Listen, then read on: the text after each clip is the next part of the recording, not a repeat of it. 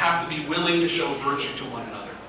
And that means that you are, again, kind and empathetic, that you are courageously taking risks for one another. And having a successful marriage is a choice. And it's a conscious act of the will to live out virtue. And guess what? Marriage is hard work, but the benefits make it worth it. Marriage gives you a new environment to share your lives together, standing together to face life and the world hand in hand. Marriage expands you as individuals, it defines you as a couple, and it deepens your love for one another. To be successful, though, you will need strength and courage, patience, and a really good sense of humor, which I think you guys have. So let your marriage be something that each day, you renew your commitment to one another and your commitment to love each other and to demonstrate that love through virtue. It's a daily choice. To put it differently, marriage is much more than some signatures on a legal contract. That today you are promising in front of all of these people that you want to be with each other and only each other for the rest of your lives. And that you will do everything in your power to honor the promises that you are making here today. And even though I've only known Keith and Amy for a short time, I can tell that they are people who will honor the promises that they will make today. And I pray, as a pastor, I pray that you will have a marriage like Superman and Lois Lane, and not like the Adam and Jean Loring. Do you remember that story in Identity Crisis when she went crazy and she killed Sue Dibney? I mean, what did I tell you? What did I tell you? Ralph and Sue Dibney. Why are you sitting right over there? Okay. Anyway, okay. You understand? Yes. The point is this. That love survives. It survives any joy, any sorrow, all the rights and all the wrongs, even life and death. And you both know that already. Just like you know now, that now you have finally arrived at the perfect time and the perfect place. Keith and Amy have come here today to officially create their new family, and we all get to be a part of this special occasion. Keith and Amy stand before us today to publicly declare their promises openly and gladly before God and before you, their friends and their family, and to each other.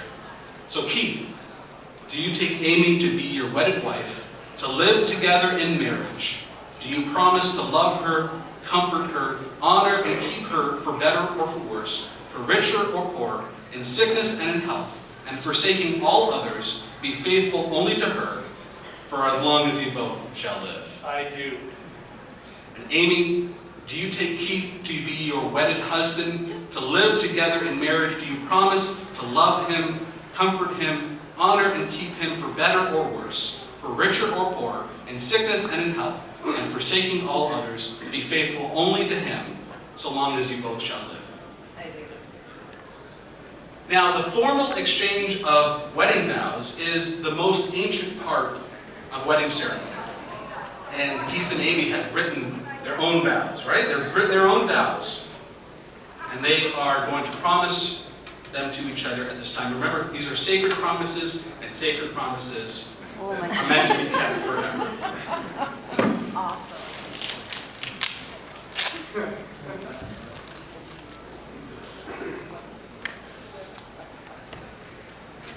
Keith, please declare your vows to Amy. Amy, I have loved you from the second I saw you. I was a shy, weird, quiet kid and never thought this cute little girl would ever like me. And now here I am, a loud, very still, weird, grown man, looking into the eyes of that same little girl I fell in love with so many years ago. You'll always be that super cute little smiling girl behind that desk to me. You are everything to me. My partner in business and life, and of course, in crime. You're my best friend, my muse, my happiness, my voice of reason, my absolute one and only. I will hold you tight every night while you sleep. I will be your rock when you need support. I will protect you, love you, keep you safe, and make you laugh every day. As I stand here before you, I vow that I will love you and be by your side until my last breath. Through the laughs and the tears, the migraines, the ER visits, the bad dreams, I vow to you that I will always be your shoulder to lean on, to cry on,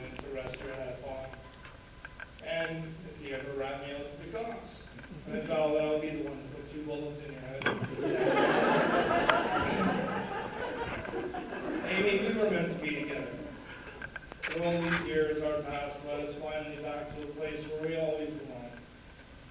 And now I have the highest honor of marrying you, being your husband and life partner. I promise you that from this day forward, I will always be there for you and protect you and stand tall beside you. My words will never be able to express how happy you make me and how honored I am to call you my wife. I have always loved you and to my last breath. My love will never change. And Amy, you declare your vows to Keith. How do I follow this? Keith, I want to grow old and grumpy and creaky together. I want to shake our collective fists at annoying teenagers and talk endlessly about the old days when things were better, cheaper, and generally more wholesome. I love you. I knew this the minute I met you, but I don't know what happened. I squirreled. I just got lost, but you found me again and you saved my life. You are my dark knight. I vow to stand beside you as your friend, behind you to support you as your wife, and in front of you to protect you as your devoted lover. I vow to bite you if I become a vampire so that we may become the undead together forever. I vow to love you through times of strife and times of joy. I vow to try to enjoy that horrendous heavy metal music you love so much. I vow to be your smile when you don't feel like smiling, and your peace when you are at war. I will stand strong by you, for you, and with you. I promise to help you hide the bodies, but you have to do the digging. I fell in love with a red-faced, embarrassed young man standing at the front of my class, all blonde hair and blue eyes, staring into mine. And I now have the honor of loving the man who stands in front of me now, whose eyes still captivate me and whose arms hold me tight every night. I vow to always love you, to never falter, and to be yours always and forever. You, Keith, are my partner in crime, my very best friend, my protector, my security, and my love. And I vow to be all those things to you.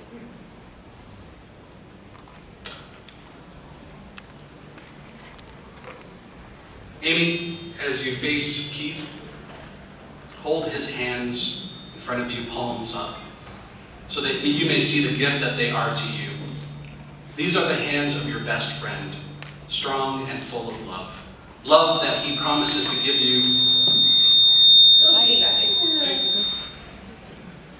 Excuse me.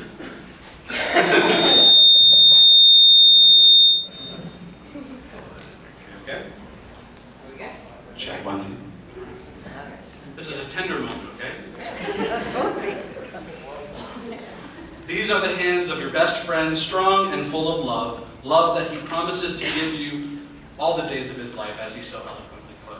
These are the hands that will work alongside yours as together you live out the rest of your lives. These are the hands that will countless times wipe the tears from your eyes, tears of sorrow and tears of joy. These are the hands that will comfort you in illness and hold you when you fear or grief grips your mind. These are the hands that will protect and provide for you out of his undying love. Keith, hold Amy's hands, palms up, where you may see. These are the hands of your best friend, and they are full of love, and they are holding your hand on this day, as she promises her love and commitment to you all the days of her life. These are the hands that will work alongside you, as she already has proven, as together you live out the rest of your lives. These are the hands that will hold you tight as you struggle together through life's many difficult times. And these are the hands that will comfort you when you are sick or console you when you are grieving. And these are the hands that will give you support as she encourages you all the days of your life together. Now, if you will intertwine your hands together, I will give this blessing.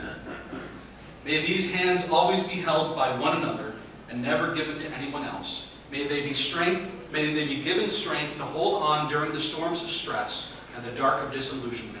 May they be strong and willing to fight against any forces that may try to dismantle their marriage. And may they come together when they face trouble and help these hands to be full of grace, rich and caring, and devoted to each other. Amen. Now, it is on these hands that we will place the rings that will symbolize your eternal love. May I have the rings? Rings, let's go. And you with the camera, make sure you get this. Yes, boss. Let's swap.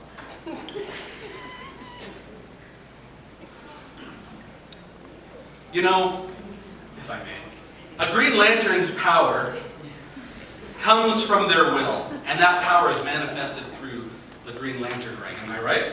True. Yeah.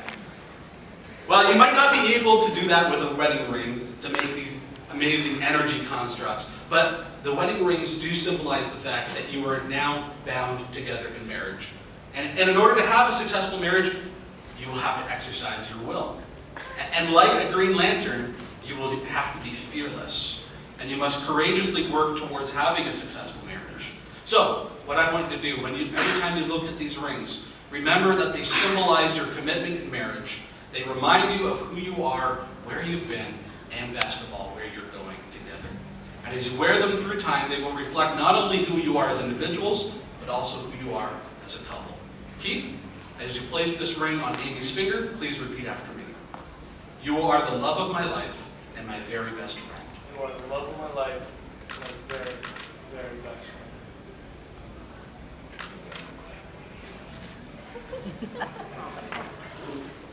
And Amy, as you place the ring on Keith's finger, please repeat after me. You are the love of my life and my very best friend. You are the love of my life and my very best friend. May these rings remind you of your commitment to love each other. And at this time,